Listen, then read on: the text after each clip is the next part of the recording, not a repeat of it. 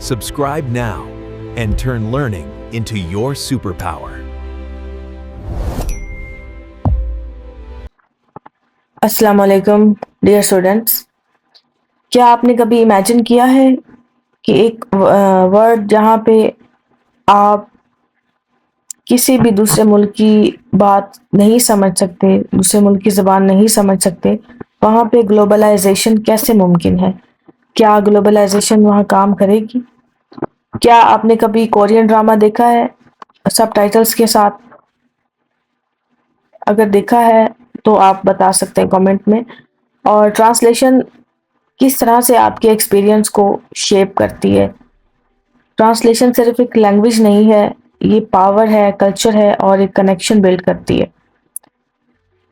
Today we are going to explore our one of the most important topics in translation studies, translation and globalization.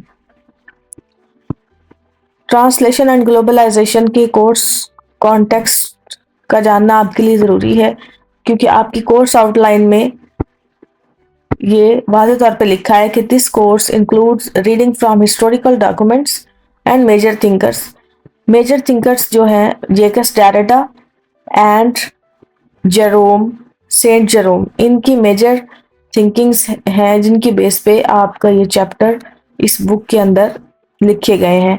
और इनकी ही thinkings को हम globalisation और translation and globalization के context में पढ़ेंगे। आपके कोर्स के जो आपके पास जो सिलेबस दिया गया है यूनिवर्सिटी की तरफ से, उसमें जो ऑब्जेक्टिव है इस कोर्स का यानी ट्रांसलेशन स्टडीज़ को पढ़ाने का ऑब्जेक्टिव है वो ये है कि आप इसके की कॉन्सेप्ट्स को समझ जाएं, इसकी मैथडोलॉजीज़ को समझ जाएं और आप लोग इस काबिल हो जाएं कि आप ट्रांसलेशन की नेचर, हिस्ट्री और की कॉन्सेप्ट्स को समझ सकें। तो इसका मतलब ये है कि this course is not only about translating words from one language to another. ये कोर्स इस बारे में है कि ट्रांसलेशन कैसे काम करती है, ट्रांसलेशन क्यों मैटर करती है, क्या ये होनी चाहिए, और ट्रांसलेशन अपने मीनिंग कैसे चेंज करती है, क्या ये कल्चर्स को जोड़ती है और इसका फंक्शन क्या है। तो ये सब चीज़ें जब आप सोचने के काबिल हो जाते हैं तो आप ट्रांसलेशन को समझ सकते हैं। डियर स्टूडेंट्स, आपकी बुक पे पेज 71 में introduction to translation and globalization है। इंट्रोडक्शन में ये ओपनिंग लाइंस हैं, उनमें ट्रांसलेशन का मतलब क्या है। Translation changes content from one language to another. ठीक है, आप सब जानते हैं, हम जस्ट इसको क्विकली इंट्रोडक्शन को रिवाइज करेंगे। It's main purpose is to make meaning understandable for people who speak different languages. और ग्लोबलाइजेशन क्या है? Globalization connects countries through trade, communication and technology. So अब आपको क्लियर हो गया कि ग्लोबलाइजेशन क्या है और हम किसके बारे में बात कर रहे हैं। तो ग्लोबलाइजेशन अलाउ करता है हमें कि हम आइडियाज़ को, चीज़ों को और सर्विसेज को एक से दूसरी जगहों पे बॉर्डर्स, अक्रॉस द बॉर्डर्स पहुंचा सकें, चाहे वो चीज़ें हों, चाहे वो आइडियाज़ हों, चाहे वो मुख्तलिफ किस्म की सर्विसेज हों। ट्रांसलेशन एंड ग्लोबलाइजेशन बोथ, ये दोनों सपोर्ट करते हैं अंडरस्टैंडिंग, कम्युनिकेशन को, नॉलेज शेयरिंग को और कल्चरल एक्सचेंज को। For example, if a research article written in English is translated in Urdu, students in Pakistan can understand it easily. This is translation और working है विद इन ग्लोबलाइजेशन। ठीक है, अब आपको समझ आ गई होगी कि ग्लोबलाइजेशन और ट्रांसलेशन का क्या कनेक्शन है।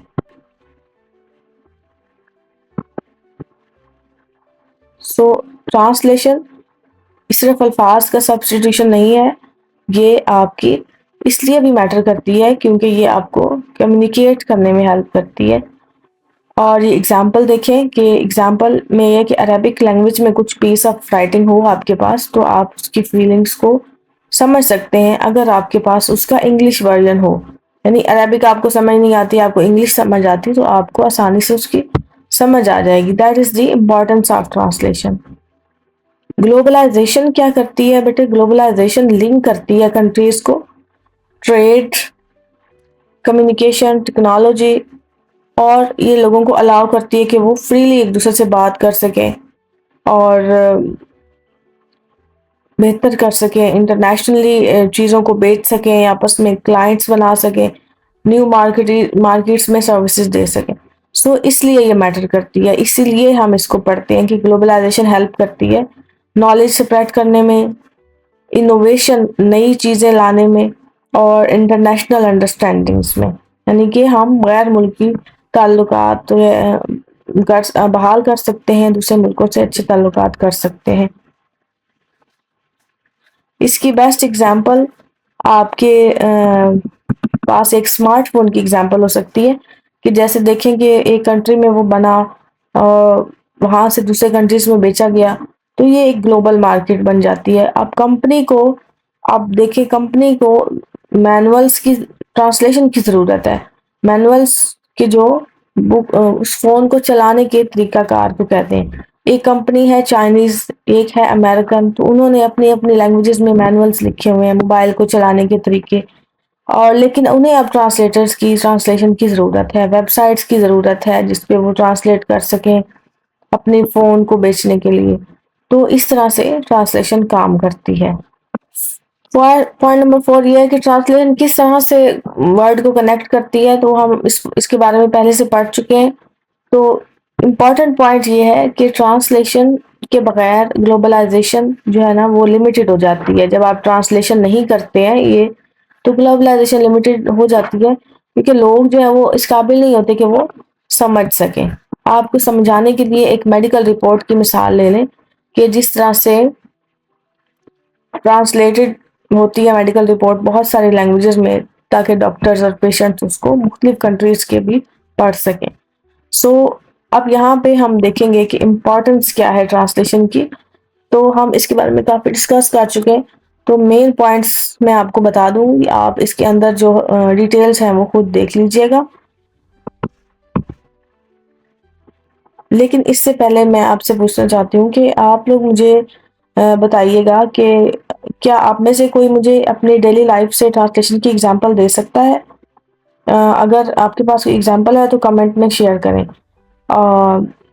दूसरा सवाल ये कि क्या आप को लगता है कि मुख्तलिफ कंपनीज को अपनी वेबसाइट्स क्यों ट्रांसलेट करती हैं, और क्या हो अगर ट्रांसलेशन गलत हो जाए किसी भी कंपनी के बारे में, किसी भी प्रोडक्ट के बारे में? तो आप अपनी इसमें ज़रूर अपनी थिंकिंग के बारे में बताएं। चलते हैं आगे जी। इम्पोर्टेंस में सबसे पहला पॉइंट है ब्रिजिंग लैंग्वेज एंड कल्चर। ये ट्रांसलेशन जो है वो लैंग्वेजेस और कल्चर के दरमियान एक ब्रिज का काम करती है।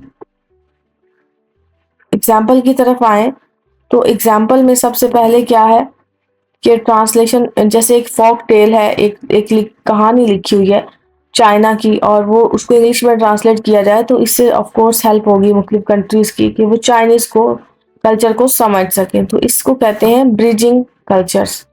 दूसरी इसका इम्पोर्टेंस है helping in international trade and communication, की ट्रांसलेशन जो है वो इंटरनेशनली ट्रेड करने में, कम्युनिकेट करने में हेल्प करती है।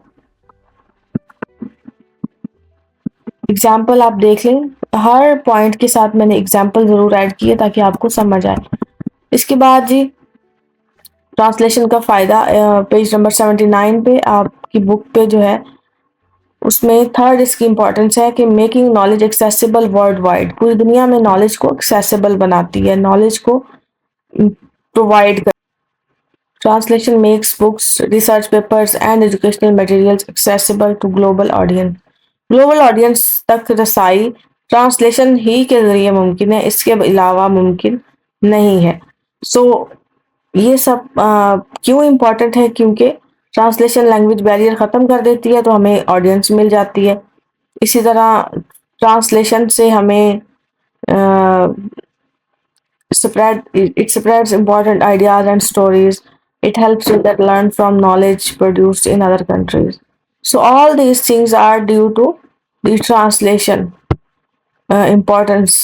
So इसकी एग्जांपल आप देखें, साइंटिफिक बुक्स जो है वो लिखी जाती हैं इंग्लिश में और ट्रांसलेट की जाती हैं उर्दू में और अरेबिक में। तो इसलिए कि बहुत सारे पूरी दुनिया के बाकी ऑडियंस भी उसको पढ़ सके। उसके बाद ये ट्रांसलेशन की इम्पोर्टेंस है डेली लाइफ में, कि एवरीडे लाइफ में क्या इम्पोर्टेंट है सिर्फ बुक्स के अलावा